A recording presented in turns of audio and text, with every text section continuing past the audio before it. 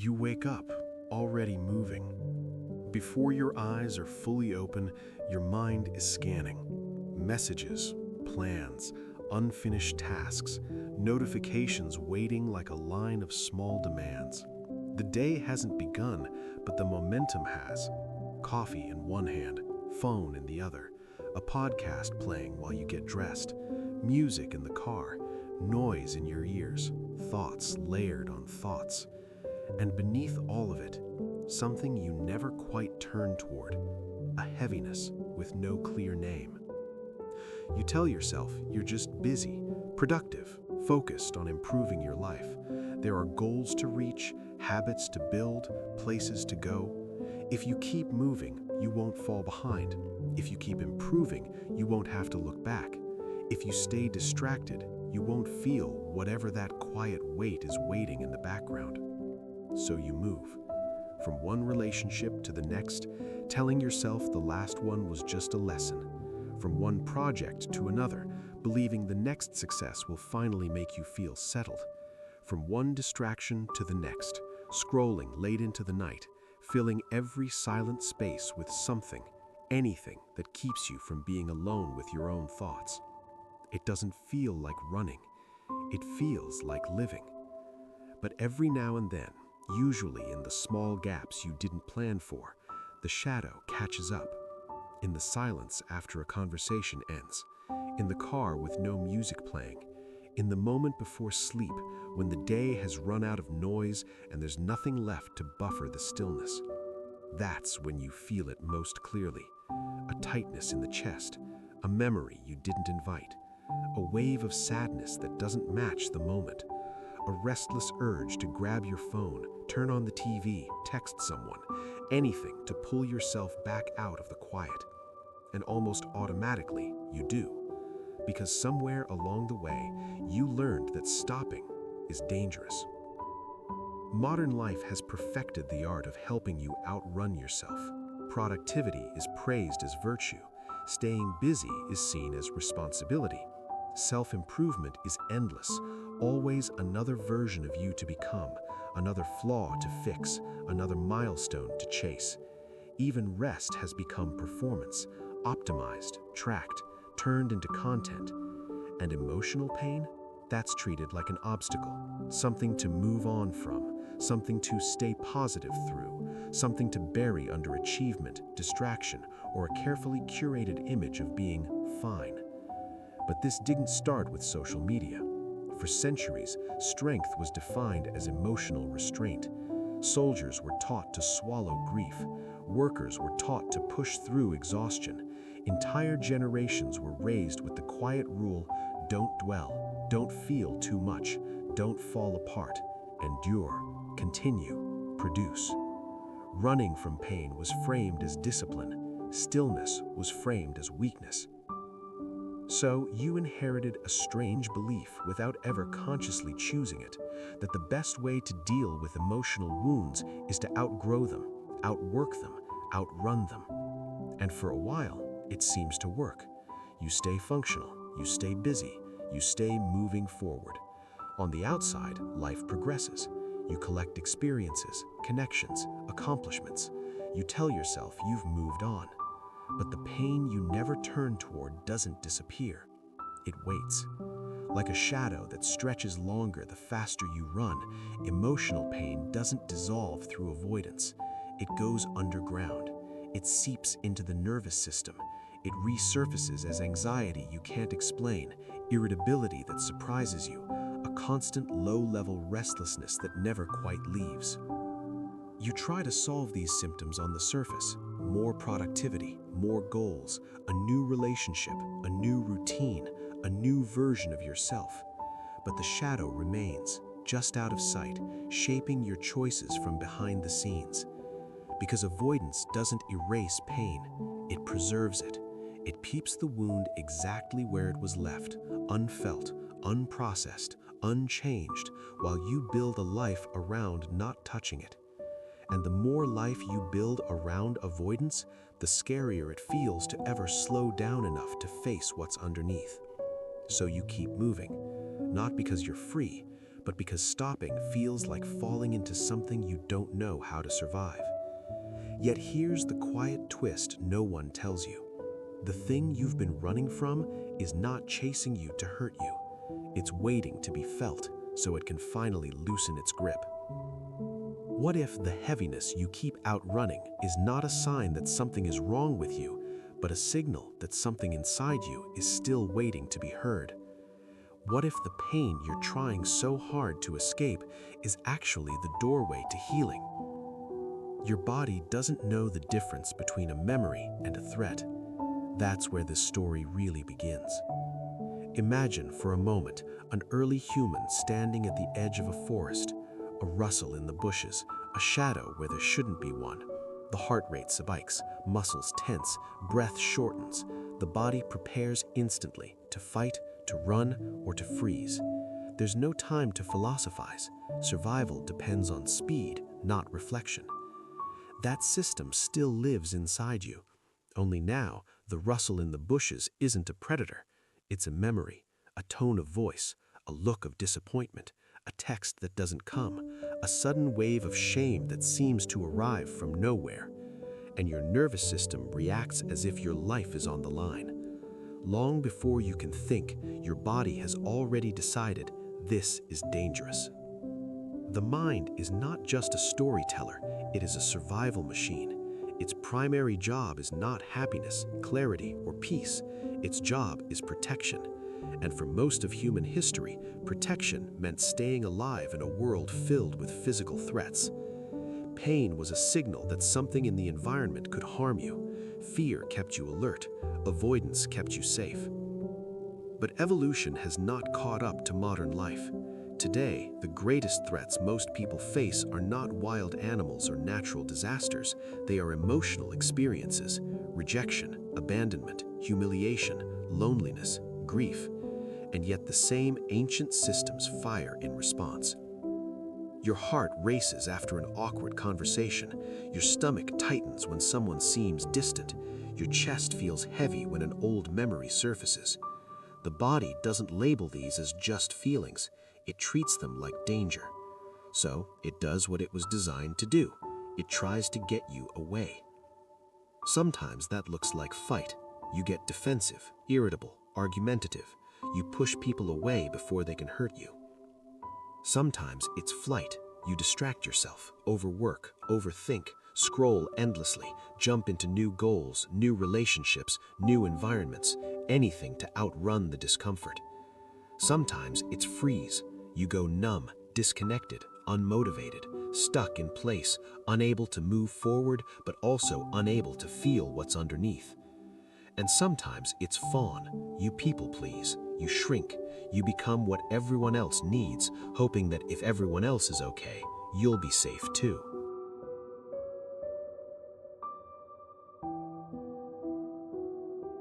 None of these are signs that you are broken.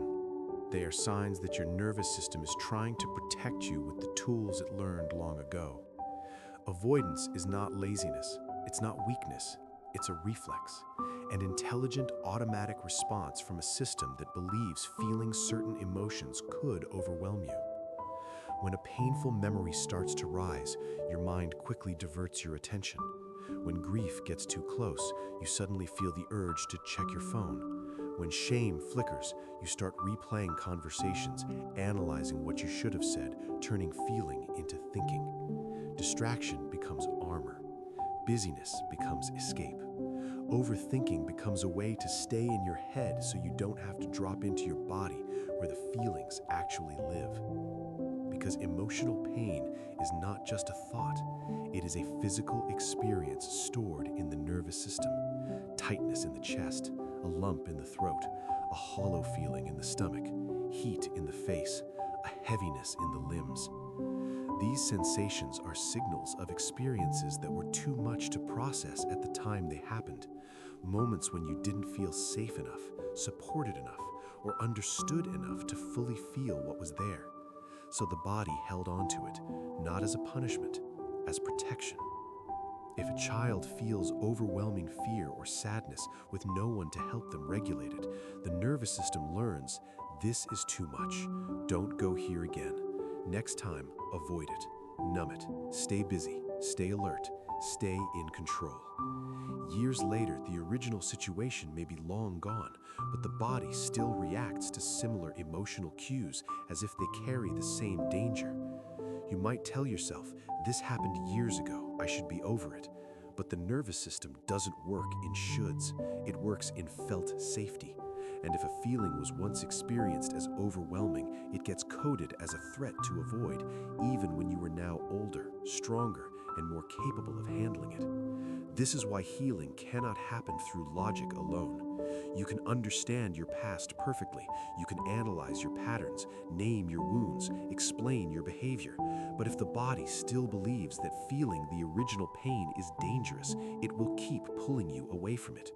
So you judge yourself for procrastinating, for numbing out, for staying in relationships that distract you from yourself, for chasing constant stimulation. But underneath all of it is a nervous system doing its best to keep you from reliving something it once experienced as unbearable. And here is the shift. What if your avoidance is not evidence that you are weak, but evidence that, at some point in your life, you were overwhelmed? What if your patterns are not flaws in your character, but strategies your system created to survive emotional experiences you didn't have the support to process? This doesn't mean those strategies still serve you. It means they once did, and now they are simply outdated. The mind still sounds the alarm when old pain stirs. The body still braces as if a memory could destroy you. So you run, distract, overthink, please, numb, not because you want to stay stuck, but because some part of you is still trying to keep you safe. You're not afraid of the past. You're afraid of feeling it again. There is a reason you learned to look away from your own pain, and it didn't start with you. Picture a soldier standing in a trench 100 years ago. Mud, smoke, the sound of distant explosions. There is no room for grief when the person beside you falls. No space to process terror while orders are being shouted. Survival demands emotional shutdown. Feel later. Function now. That emotional discipline didn't stay on the battlefield. It came home. Entire generations were shaped by the belief that strength meant silence, that composure meant control, that breaking down meant breaking apart. Fathers came back from war unable to speak about what they'd seen.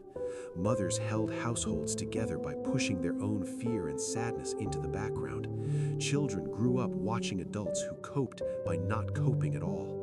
No one sat them down and said, "Your feelings are dangerous," but everything in the culture implied it. Then came the industrial age, where human worth slowly fused with productivity. Factories didn't pause for heartbreak. Offices didn't close for existential dread. The ideal worker was efficient, reliable, emotionally contained. Emotions were messy.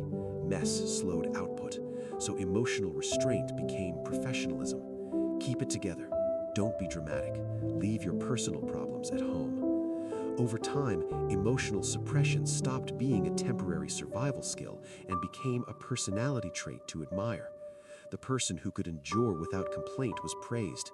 The one who expressed pain too openly was labeled unstable, weak, or attention-seeking. Even the language shifted. You didn't feel deeply. You were too sensitive. You didn't need support. You needed to be strong. And strength in this quiet social code meant disconnection from your inner world.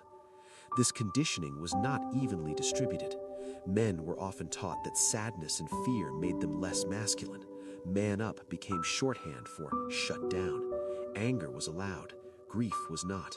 Vulnerability was replaced by stoicism, sometimes with silence so deep it lasted a lifetime. Women, on the other hand, were often taught a different suppression. Anger was unfeminine. Needs were selfish. Boundaries were unkind.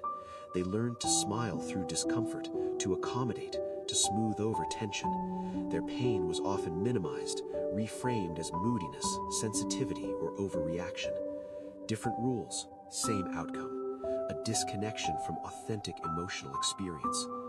Zoom out further, and you see entire cultures built on emotional endurance. Communities shaped by hardship, migration, poverty, war and social upheaval often survived by prioritizing resilience over reflection. There wasn't time to process trauma when survival required constant effort, so pain was swallowed, normalized, passed down without language. Life is hard. Just get on with it. Others have it worse. These phrases sound practical, even wise, but they often carry an unspoken message. Your pain is inconvenient. Your feelings are a distraction. Keep moving. Fast forward to the modern world, and emotional suppression has taken on a new, polished form. Scroll through social media, and you'll see endless encouragement to stay positive, vibrate higher, cut out negative energy. On the surface, it looks like emotional awareness, but often it's just avoidance in spiritual clothing. Sadness becomes a mindset problem. Anger becomes low vibration. Grief becomes something to bypass on the way to personal growth. Even self-improvement culture can become another escape. Podcasts, books, morning routines, productivity hacks, all useful in their place. But when used to outrun unprocessed emotion, they become distractions dressed as development. The message stays the same across centuries, just with different packaging. Keep going. Stay functional. Don't fall apart. So when you find yourself uncomfortable with your own pain, it's easy to assume something is wrong with you, that you're too emotional, too stuck, too weak to just move on. But what if your instinct to avoid pain is not a personal flaw? What if you inherited emotional habits from families, cultures, and systems that never had the safety, language, or permission to feel deeply? You were taught in 1,000 subtle ways that turning toward pain would slow you down, make you fragile, separate you from the group. So you learned to cope the way the world around you coped, by running, by numbing, by performing strength while quietly carrying weight no one could see. Understanding this doesn't erase your responsibility to heal, but it does remove the shame. It shows you that your avoidance is not evidence that you are broken. It is evidence that you adapted to a world that didn't know how to sit with its own wounds. And if society taught you to run from pain, healing begins when you learn to stop. You can outrun a place. You can outrun a person. You can outrun a memory, but you cannot outrun a feeling that lives inside your own body. At first, it seems like you can. You stay busy. You move forward. You tell yourself the past is behind you, that time has handled what you never had to face. You function. You laugh at the right moments. You show up where you're supposed to. And yet, something feels off. You're more irritable than you used to be. Small things feel overwhelming. You get tired in a way that sleep doesn't fix. Your mind won't slow down, or your emotions feel strangely distant, like you're watching your life through glass. Nothing dramatic happened today. No crisis, no clear trigger. So why does your body feel like it's carrying something heavy? Because avoidance doesn't erase emotional pain. It stores it. Every feeling you push away doesn't vanish. It fragments, it changes form, it moves underground, out of awareness, and begins expressing itself in ways that seem unrelated to the original wound. The grief you never allowed yourself to feel becomes a quiet restlessness, a sense that something is missing, that you can't settle, that you always need a new distraction, a new goal, a new person to focus on. The anger you swallowed because it felt unsafe to express becomes anxiety. Your system stays on high alert, scanning for problems, trying to control everything so you never have to feel that buried fire directly. The fear you told yourself was irrational becomes perfectionism.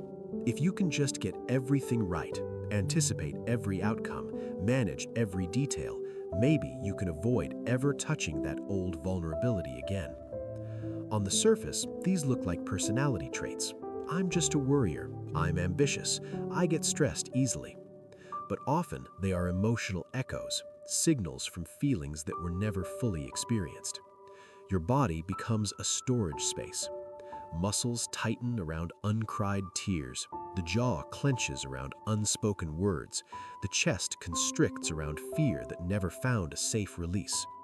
Over time, the nervous system stays in a low-grade state of threat, not because danger is present, but because the past is still unresolved inside you.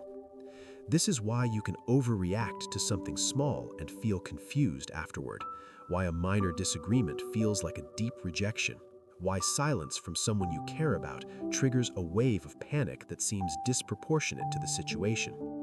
The reaction isn't just about now, it's about then. Avoided pain becomes emotional debt, and like any debt, it doesn't just sit quietly. Interest accumulates. The longer a feeling is denied, the more it compounds. A single moment of childhood shame can turn into years of self-doubt. A season of loneliness can harden into a lifelong belief that closeness is unsafe. A few experiences of rejection can evolve into chronic people-pleasing, where your own needs disappear in the effort to never feel excluded again. On the surface, these look like personality traits. I'm just a worrier. I'm ambitious. I get stressed easily. But often, they are emotional echoes, signals from feelings that were never fully experienced. Your body becomes a storage space. Muscles tighten around uncried tears. The jaw clenches around unspoken words. The chest constricts around fear that never found a safe release. Over time, the nervous system stays in a low-grade state of threat, not because danger is present, but because the past is still unresolved inside you. This is why you can overreact to something small and feel confused afterward, why a minor disagreement feels like a deep rejection, why silence from someone you care about triggers a wave of panic that seems disproportionate to the situation. The reaction isn't just about now, it's about then. Avoided pain becomes emotional debt, and like any debt, it doesn't just sit quietly. Interest accumulates. The longer a feeling is denied, the more it compounds. A single moment of childhood shame can turn into years of self-doubt. A season of loneliness can harden into a lifelong belief that closeness is unsafe.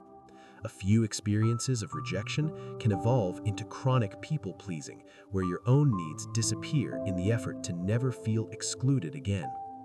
On the surface, these look like personality traits. I'm just a worrier. I'm ambitious. I get stressed easily. But often, they are emotional echoes, signals from feelings that were never fully experienced. Your body becomes a storage space. Muscles tighten around uncried tears. The jaw clenches around unspoken words. The chest constricts around fear that never found a safe release. Over time, the nervous system stays in a low-grade state of threat, not because danger is present, but because the past is still unresolved inside you. This is why you can overreact to something small and feel confused afterward, why a minor disagreement feels like a deep rejection, why silence from someone you care about triggers a wave of panic that seems disproportionate to the situation. The reaction isn't just about now, it's about then. Avoided pain becomes emotional debt, and like any debt, it doesn't just sit quietly. Interest accumulates. The longer a feeling is denied, the more it compounds. A single moment of childhood shame can turn into years of self-doubt. A season of loneliness can harden into a lifelong belief that closeness is unsafe. A few experiences of rejection can evolve into chronic people-pleasing, where your own needs disappear in the effort to never feel excluded again. On the surface, these look like personality traits. I'm just a worrier. I'm ambitious. I get stressed easily. But often, they are emotional echoes, signals from feelings that were never fully experienced. Your body becomes a storage space. Muscles tighten around uncried tears. The jaw clenches around unspoken words. The chest constricts around fear that never found a safe release. Over time, the nervous system stays in a low-grade state of threat, not because danger is present, but because the past is still unresolved inside you. This is why you can overreact to something small and feel confused afterward, why a minor disagreement feels like a deep rejection, why silence from someone you care about triggers a wave of panic that seems disproportionate to the situation. The reaction isn't just about now, it's about then. Avoided pain becomes emotional debt, and like any debt, it doesn't just sit quietly. Interest accumulates. The longer a feeling is denied, the more it compounds. A single moment of childhood shame can turn into years of self-doubt. A season of loneliness can harden into a lifelong belief that closeness is unsafe. A few experiences of rejection can evolve into chronic people-pleasing, where your own needs disappear in the effort to never feel excluded again. On the surface, these look like personality traits. I'm just a worrier. I'm ambitious. I get stressed easily. But often they are emotional echoes, signals from feelings that were never fully experienced. Your body becomes a storage space. Muscles tighten around uncried tears. The jaw clenches around unspoken words. The chest constricts around fear that never found a safe release.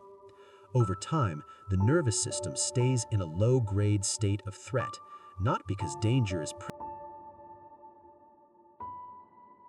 For years, you may have believed that feeling your emotions would trap you in them forever. That if you opened the door to grief, you would drown. That if you touched your anger, it would consume you. That if you allowed yourself to feel fear, you would lose control. But emotions, when felt directly and safely, behave very differently than the mind predicts.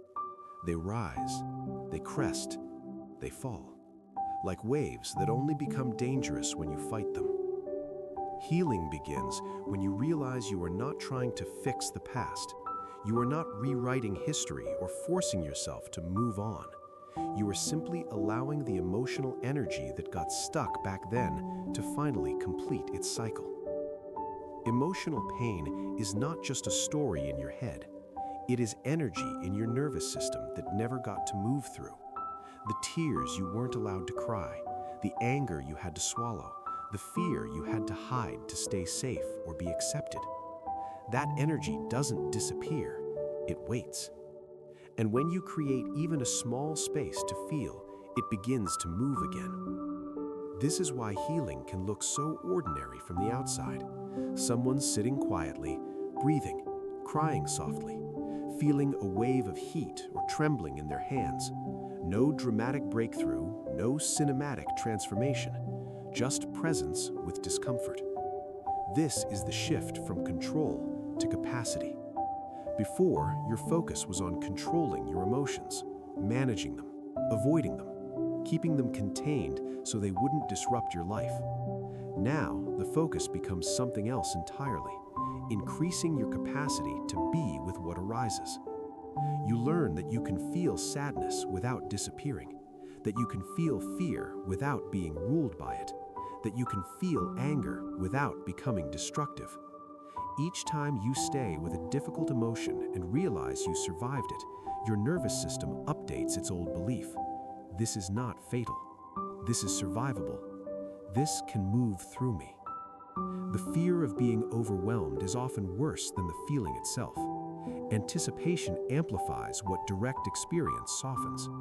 When you finally allow yourself to feel, you discover that emotions are intense but temporary. They do not define you. They do not last forever. They are visitors, not permanent residents. And in learning to sit with them, you stop seeing yourself as fragile. You stop believing you must avoid discomfort at all costs. A quiet confidence begins to grow, not the confidence that nothing will hurt you, but the confidence that you can meet what hurts without collapsing. This is real strength, not the strength of suppression, the strength of presence. You begin to notice the difference in daily life. When something triggers you, there is a little more space before you react. Instead of immediately numbing, distracting, or lashing out, you pause. You feel the sensation in your body, the tightness, the heat, the ache. You stay. And because you stay, the emotion gets to complete itself instead of getting stored again. Healing is not dramatic. It doesn't always look like breakthroughs or big revelations. Most of the time, it looks like quiet moments where you choose not to abandon yourself. You sit with the feeling for a few breaths longer than you used to. You let the tears fall instead of swallowing them. You admit, even just to yourself, that something hurts. These small acts accumulate. They rewire your relationship with your inner world. What once felt like an enemy becomes something you can listen to. What once felt overwhelming becomes something you can move through. And slowly, almost gently, a new understanding takes root. You don't heal by escaping pain. You heal by expanding your ability to be with it. There is a quiet fear that appears when you first stop running. If I let myself feel this, will it take over? It's the fear of being swallowed, of opening a door and finding a storm too strong to stand in. For many people, this fear is the reason avoidance felt necessary in the first place. Not because they didn't want to heal, but because they believed feeling the pain would erase them. So they kept moving, kept distracting, kept staying one step ahead of their own inner world. But healing asks something different. It asks you to turn toward the wound without becoming it. At first, that sounds impossible. When sadness rises, it can feel like you are sadness. When shame appears, it can feel like you are fundamentally flawed. When grief moves through your chest, it can feel like your entire identity has collapsed into loss. But there is something subtle happening even in those moments. You are aware of the sadness. You notice the shame. You feel the grief moving. And that awareness, quiet, steady, observing, is not the emotion itself. This is where the shift begins. For most of your life, emotions may have felt like waves that knock you down and drag you under. You either fought them or tried to outrun them. But now, something new is introduced. The possibility of standing on the shore and watching the waves move without needing to stop the ocean. Awareness is not cold detachment. It is gentle presence. It is the part of you that can say, there is sadness here, instead of, I am broken. The part that notices tightness in the chest without building a story about what it means. This creates space, and space changes everything. When an emotion arises and you resist it, it tightens. When you identify with it completely, it consumes you. But when you allow it to be there while also noticing that you are the one experiencing it, the emotion has room to move. You might feel anxiety in your body, a flutter, a pressure, a restless energy. Instead of immediately trying to get rid of it, you bring curiosity. Where is it strongest? Does it move? Does it change when you breathe slowly and stay present? This is not a technique to control the feeling. It is a way of relating to it. You are no longer fighting the wave or drowning in it. You are feeling it while remaining rooted in the awareness that it is an experience passing through. This is where grounding and self-compassion enter, not as strategies to fix you, but as ways to create internal safety. You might notice your feet on the floor, the support of the chair beneath you, the rhythm of your breath. These simple anchors remind your nervous system that in this moment you are safe enough to feel what is surfacing. And self-compassion shifts the inner tone. Instead of, why am I like this? It becomes, of course this hurts.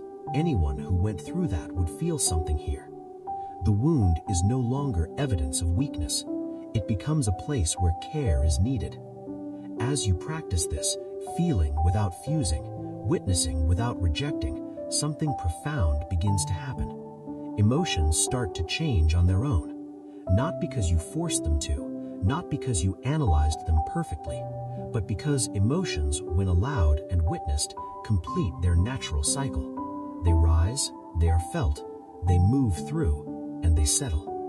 You begin to see that pain is not a permanent identity. It is weather moving across the sky of your awareness, sometimes heavy, sometimes light, sometimes barely there at all.